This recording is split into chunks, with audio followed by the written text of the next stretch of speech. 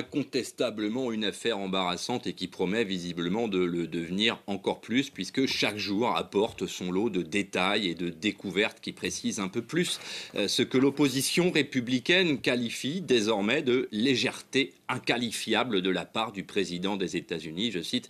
dans un domaine pourtant qui touche, il est vrai, à la sécurité nationale. Ces 5 documents découverts ces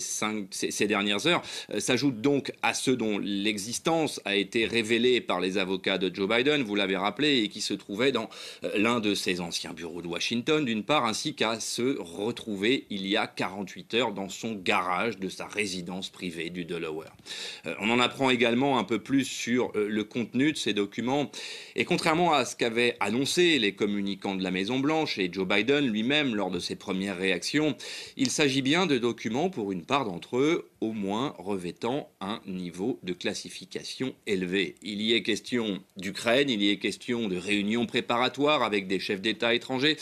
Et si les équipes du président ont jusqu'à présent choisi la transparence, il faut le rappeler, dans le but de désamorcer bien sûr cette affaire, eh bien force est de constater que la stratégie n'était peut-être pas la bonne finalement. Et pour mesurer l'impact que cette affaire promet de revêtir, il suffit d'observer les réactions des médias considérés comme de sensibilité démocrate,